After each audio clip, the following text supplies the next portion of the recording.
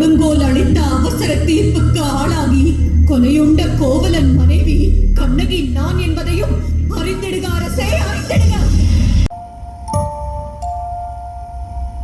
ക്രിസ്മസിന്റെ നിറങ്ങൾ ഇനിയും മാഞ്ഞുപോയിട്ടില്ലാത്ത രാത്രി. മണൽക്കാടുകൾക്ക് മീതെ തണുത്ത കാറ്റാഞ്ഞു വീശി തിരക്കേറി തുടങ്ങിയ അജ്മാൻ കൾച്ചറൽ തിയേറ്റർ. KP ഉദയഭാനുവിൻ്റെ പഴയൊരു പാട്ട് ഒരുപാട് ചുണ്ടുകളിൽ ഒരേ സമയം തത്തിക്കളിച്ചു.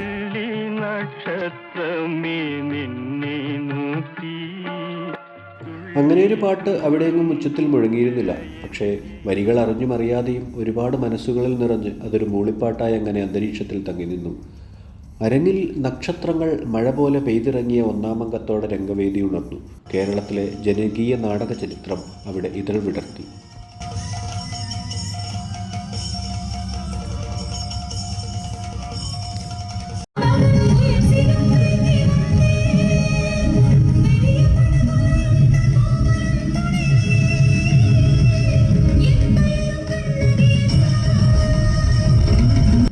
മലയാളക്കരയിൽ ആദ്യമാടിയ തമിഴ് നാടകങ്ങളുടെ പ്രതിനിധിയായി കണ്ണകി ചിലമ്പെറിഞ്ഞുടച്ച് മധുരാപുരി ചുട്ടരിച്ചു.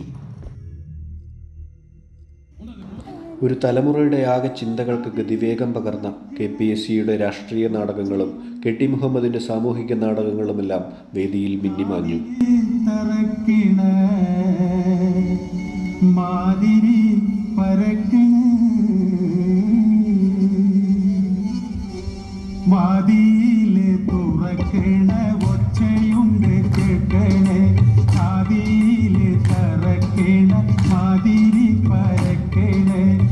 തലമുറകൾ ഏറ്റുപാടി അനശ്വരമാക്കിയ ഒരുപിടി നാടകഗാനങ്ങൾ അകമ്പടിയായി.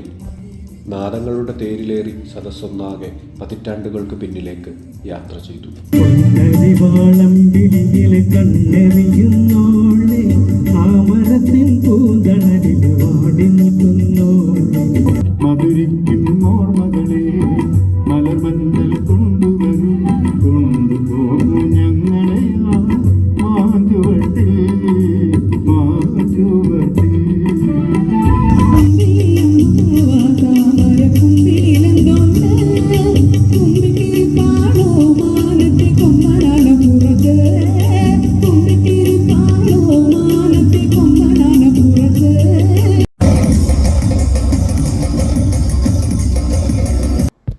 സദസ്സിനെ കൂടി വേദിയുടെ ഭാഗമാക്കിയ രക്തരക്ഷസും തെയ്യക്കോലവും ഓർമ്മകളിലെ അഗ്നിനക്ഷത്രങ്ങളായി. നാടകവും സിനിമയും തമ്മിലുള്ള അതിർവരമ്പുകൾ മായ്ച്ചു കളയാൻ ശ്രമിച്ച കലാനിലയത്തിൻ്റെ ഡ്രാമാസ്കോപ്പ് സങ്കേതം പോലും പുനഃസൃഷ്ടിക്കപ്പെട്ടു.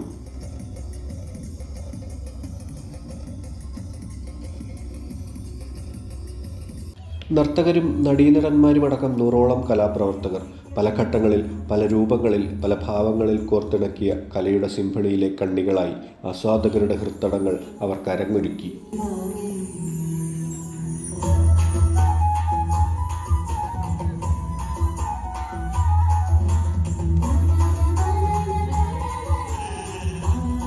നാടക ചരിത്രത്തെ അടിസ്ഥാനമാക്കിയുള്ള പരിപാടിക്ക് സിനിമാ പാട്ടിൻ്റെ വരി പേരായി തിരഞ്ഞെടുത്തത് ബോധപൂർവമായിരുന്നു എന്ന് പറയുന്നു ഷോ ഡയറക്ടർ ഷാബു കിളിത്തട്ടിൽ.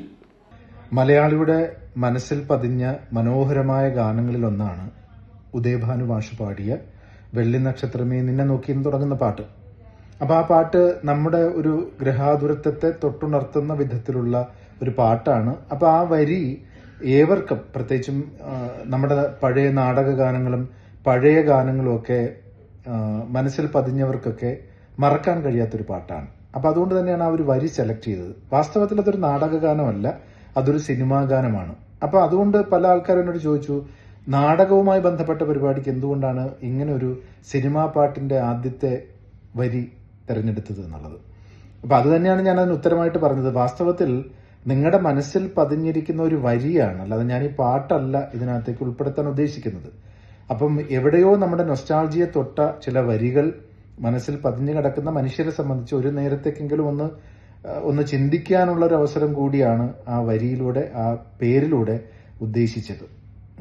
ഇത് ഒരു വലിയ പ്രൊഡക്ഷനാണ്.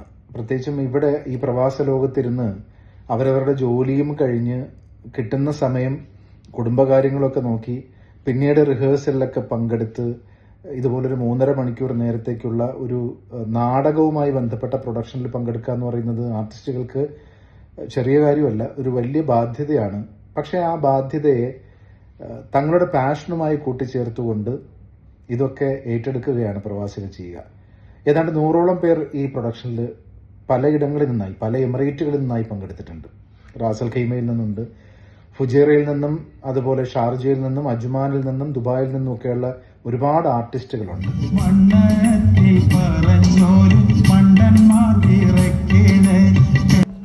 2 മാസത്തിനിടെ 2ാം വട്ടമാണ് ഇങ്ങനെയൊരു പരിപാടി UAE-യിൽ ഷാബുവിൻ്റെ തന്നെ നേതൃത്വത്തിൽ സംഘടിപ്പിക്കുന്നത്. സാധാരണഗതിയിൽ മലയാളി സംഘടനകൾ നടത്തുന്ന ആഘോഷങ്ങളുടെ ഭാഗമായി മാത്രമാണ് ചെറിയ തോതിലെങ്കിലും ഇത്തരം പരിപാടികൾ വിദേശ രാജ്യങ്ങളിൽ അരങ്ങേറുക. എന്നാൽ വെള്ളി നക്ഷത്രമേ നിന്നെ നോക്കി 2ാം പതിപ്പിനൊരുങ്ങുമ്പോൾ അങ്ങനെ ഒരു തണൽ വേണ്ടെന്ന് വയ്ക്കുകയായിരുന്നു ഷാബുവും കൂട്ടരും.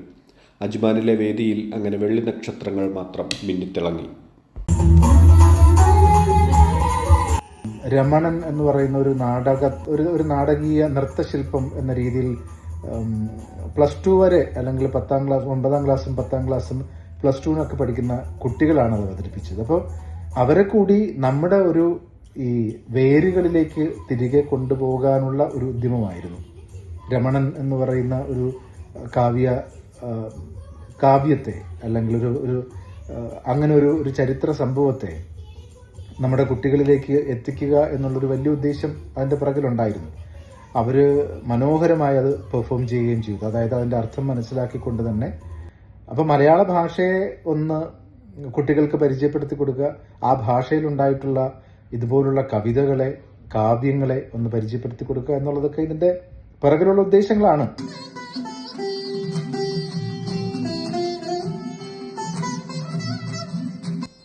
രമണനും ശകുന്തളയും വാസവദത്തയും ഒക്കെ ചേർന്ന് പ്രവാസികളിലെ ഏറ്റവും പുതിയ തലമുറയിലേക്ക് മലയാളത്തിൻ്റെ മാധുര്യത്തെയും കാവ്യപാരമ്പര്യത്തെയും കൂടിയാണ് പകർന്നു നൽകിയത്. ഇരുട്ടും തണുപ്പും കട്ടപിടിക്കുവോളം നീണ്ട അരങ്ങിൻ്റെ സിംഫണിക്കൊടുവിൽ വിരിഞ്ഞ സംതൃപ്തിയുടെ മന്ദഹാസങ്ങൾ, അകമഴിഞ്ഞ അനുമോദനങ്ങൾ. വേരുകൾ വെള്ളമൂറ്റിക്കുടിക്കുന്ന തീരങ്ങളിൽ ചെന്നൽപ്പനേരം മെനക്കെട്ടിരിക്കാൻ ശ്രമിക്കണം എന്നെഴുതിയിട്ടുണ്ട് കവി വി മധുസൂദനൻ നായർ.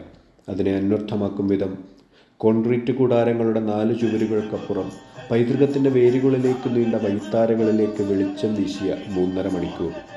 അതായിരുന്നു മരുഭൂമിയിൽ പൂത്തുലഞ്ഞ മലയാളത്തിൻ്റെ ഈ സിംഫണി. വെള്ളി നക്ഷത്രമേ നിന്നെ നോക്കി.